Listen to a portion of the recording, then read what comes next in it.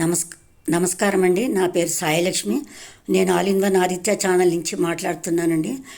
ఈసారి మంచి ఆధ్యాత్మికమైన టిప్ చెప్పబోతున్నాను. శ్రీకృష్ణుని గురించి చెప్పబోతున్నానండి. ఏం లేదండి, మన ఇళ్లల్లో కానీ అపార్ట్మెంట్ కల్చర్ ఇప్పుడు అంతా ఉంది కదా, అక్కడ కానీ ఒక పారిజాతం వాళ్ళ ఇళ్లలో ఉంటే ఓకేనండి. లేకపోతే ఒక పారిజాతం చెట్టు మనం అక్కడ వేసుకొని అసలు ఆ చెట్టు కింద కూర్చొని మనం ఒక మంత్రం చెప్పబోతున్నానండి నేను. ఆ మంత్రం కనుక మనం చేసుకుంటే మిరాకిల్స్ లైఫ్లో జరుగుతాయండి. చక్కటి మనశ్శాంతి కూడా వస్తుంది. చక్కగా మీ అందరికీ తెలుసు, కృష్ణుడు దేవలోకం చెట్టు, అది శ్రీకృష్ణుడు చెట్టు. దేవలోకం నుంచి భూలోకంలోకి తెచ్చారు. ఆ పువ్వు కూడా చాలా బాగుంటుంది కదండి. అసలు ఎంత అందంగా ఉంటుంది ఆ పువ్వు కాంబినేషన్, ఆరెంజ్ అండ్ వైట్, చూసిన కొద్దికి చూడాలనిపిస్తూ ఉంటుంది. మంచి స్మెల్ అది.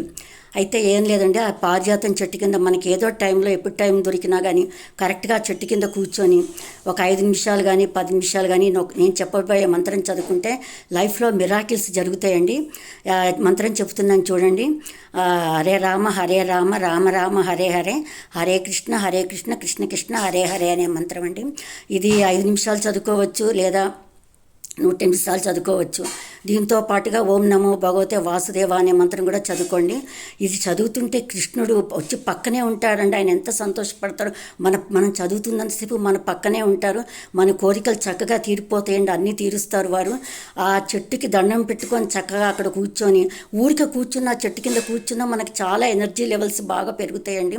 ఇంక ఇది చేసుకుంటే మరీ మంచిది. మీ ఇంట్లలో కానీ అపార్ట్మెంట్లో కానీ లేకపోతే చెట్టు తెచ్చి పెట్టుకోండి. మా అపార్ట్మెంట్లో కూడా ఉంది. నేను రోజు కూర్చుంటాను. ఆ చెట్టు కింద వెళ్ళి కూర్చొని నేను చేస్తున్నానండి.